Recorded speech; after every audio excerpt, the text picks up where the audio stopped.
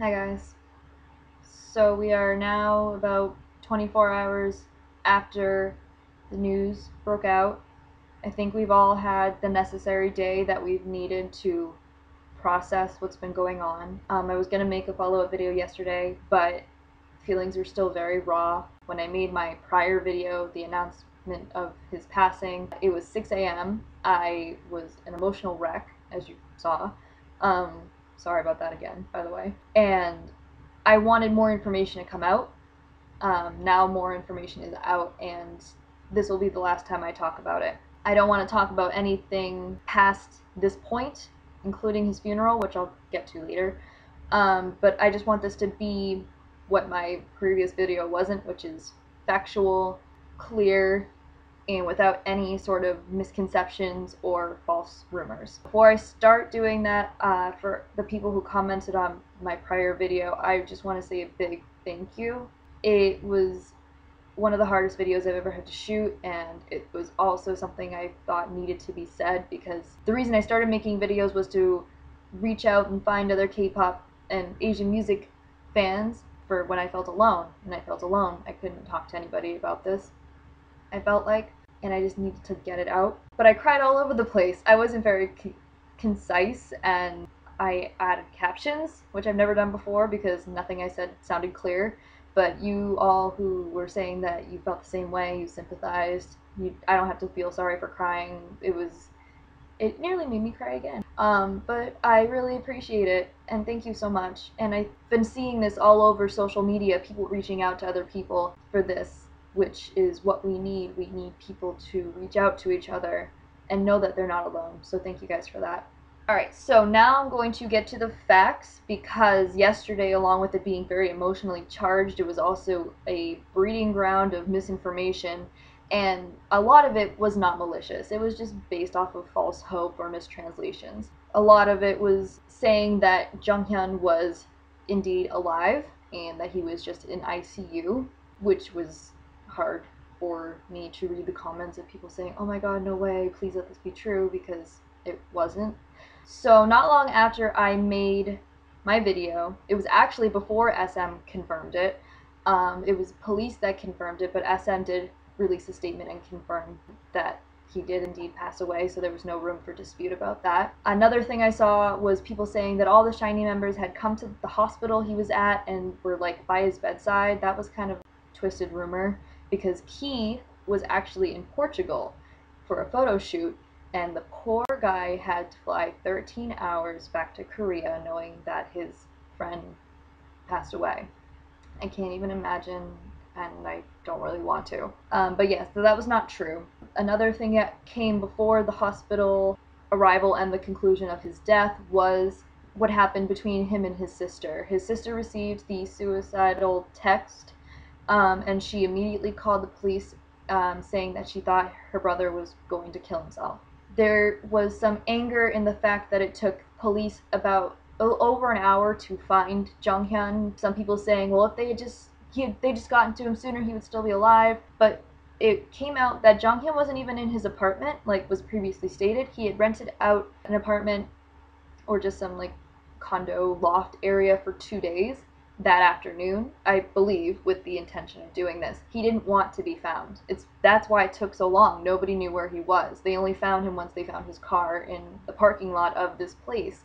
That's why it took over an hour to find him. And I do commend the police and first responders and whoever was at Jonghyun's side trying to revive him. I believe they tried their hardest. Per the wishes of Jonghyun's family, there will be no autopsy to confirm what he passed away of, so it's being left at carbon monoxide poisoning from the coal briquettes, or just pieces of coal emitting CO2 from a pan that was burning on a burner. This is a rumor, this I don't know for sure, that Jonghyun wanted to donate his organs and his family wanted to respect his wishes and not do an autopsy, so he could donate his organs to those who needed them.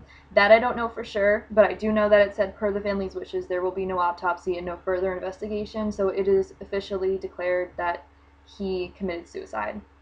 Something that actually is like really making me shake still with how intense it is was his friend of the band Dear Cloud, was a very good friend of Jonghyun's, and he sent her a 47-line text saying that he wanted her to post it should he disappear from the world, and that was a couple weeks prior to this. With the permission from his family, she posted it, feeling like it was the last thing she could do for him. And I'll include a link, and I don't throw this around very lightly like I see a lot of people do, but if you are feeling depressed, suicidal, mentally fragile, do not read this.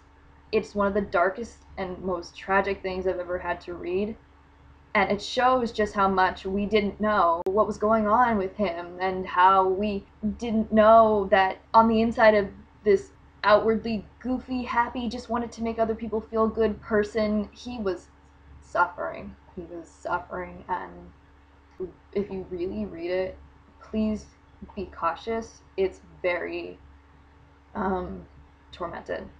It was also revealed that the family were going to be chief mourners, the main, the closest people who would be mourning the death of the person who died.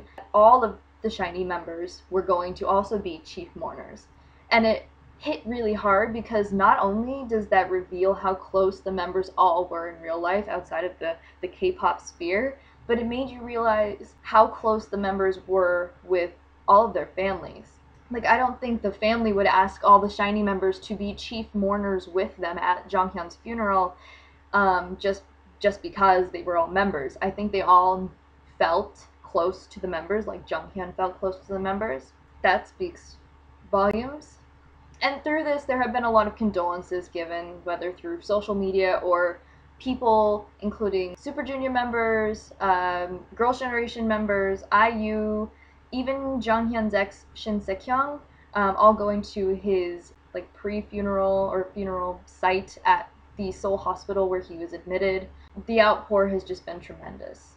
SM stated that they did want the funeral to be as private as possible, which obviously SM, finally self-aware, know how valuable and how precious Jonghyun was to so many people, and they gave them a chance to mourn. So that was set up today, the 19th. On the 20th, Korean time, it will be Jonghyun's funeral. All of the members are in one place, including he. Now, some points that I want to make opinion-wise, because I think that's going to be all the facts that there will be. I hated when Ladies Code pictures came out of the girls who had survived the car crash coming to mourn for the loss of Yoonbi and Rise. I hated that there were photographers who felt that it was necessary to take pictures of these girls who were vulnerable and also overcoming physical, pain and agony.